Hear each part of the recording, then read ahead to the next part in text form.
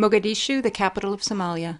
At the end of December, 2 members of Médecins Sans Fronteiras, Philippe and Andreas, who everybody called Cache, were killed in one of Mogadishu's hospitals.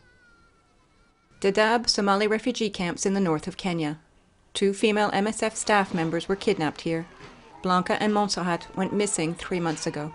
In the face of these 2 acts of aggression against its staff, MSF finds itself in a dilemma: how to assure the security of its teams in Somalia, where emergency medical relief helps to save tens of thousands of lives. MSF has asked the Somali authorities and the people controlling the areas where Blanca and Montserrat are being held to do their utmost to facilitate their release and to guarantee the security of humanitarian aid workers so that the population can continue to receive the care it so desperately needs.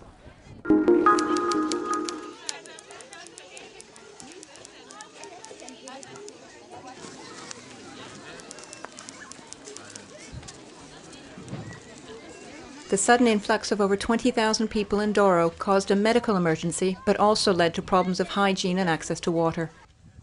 MSF decided to intervene at the end of November to install latrines and pumps and to treat cases of diarrhea, malaria, and respiratory infections. Our journey from Sali was very difficult. We were very tired from carrying things on our heads and our children on our backs. In October, it rained on us while we were walking. The presence of these refugees also brings its own security issues. Tension is mounting with the locals from Doro, who now find themselves struggling to have access to water. Still in South Sudan, intercommunal violence in Jonglei State has forced thousands of families to flee.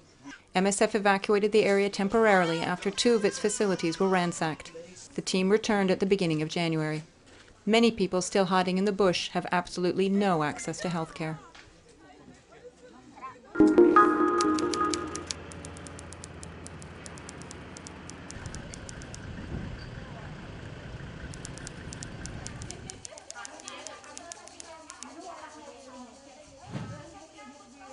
To improve its tuberculosis program, the MSF team in Kampong Cham has introduced a new and faster diagnostic test. The team has also set up a comprehensive follow-up system, home-based care services, and proactive detection targeting the people in contact with patients. It's like a network going through the patient's network of close contacts to try and ascertain who might have been exposed, who might be at high risk of disease, or who might already be showing symptoms of disease, and getting them to come to the clinic so we can follow them up and do our tests on them to see whether they might have TB or not. This system enables MSF to increase detection and to turn back the tide of the spread of the disease. The challenge for the team is also to communicate as much as possible with the population. By holding awareness-raising seminars in mosques, pagodas, universities, and participating in radio programs, they hope to increase understanding of the disease and its symptoms and reduce the stigma faced by patients.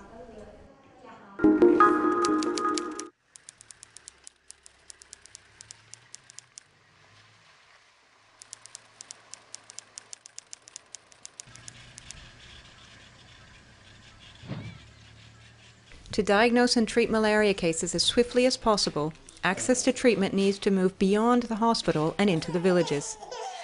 For those who live too far from a healthcare center, the first contact will be the malaria village worker. The malaria village workers are chosen by the community and then trained by MSF to screen patients for malaria, to give the first dose of treatment, and to assess the severity of each case. Any complicated cases are referred to the health centers, and children who are very weak are transferred by motorbike to Moisala Hospital. This program, now in its 2nd year, has led to a reduction in cases of severe malaria. 33,000 children in all have received treatment.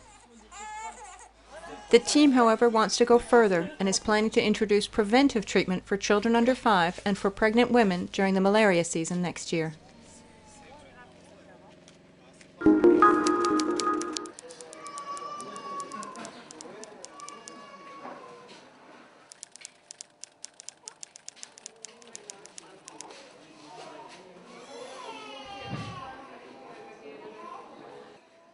Children who come to Rutshuru Hospital usually have malaria. Very weak, they need to be treated quickly. The malaria season began in September, but since November, the doctors have observed an extremely high number of patients. The pediatric unit is working flat out, and children are often several to a bed.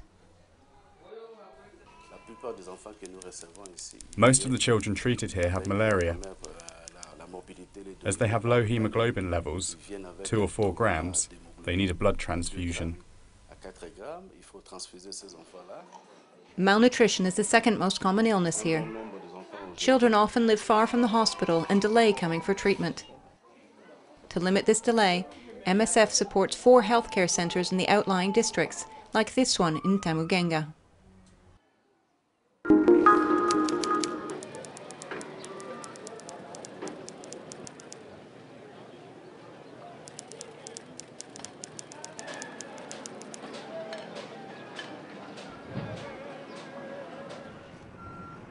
The MSF team in Tabar is in the middle of construction work and will soon see the opening of a new 120-bed hospital.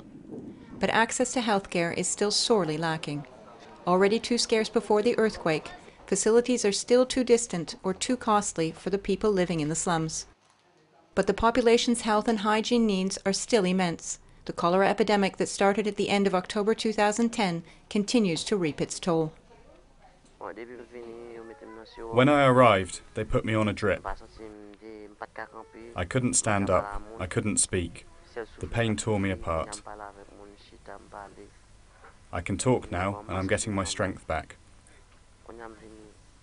I feel like new. During the epidemic, MSF treated 1/3 of the cholera patients in the country. Its teams continue to treat new cases and to monitor the evolution of the disease in order to be ready in the event of a new peak of cases. In the area affected by the earthquake, the organization is running 4 hospitals specialized in emergency surgery.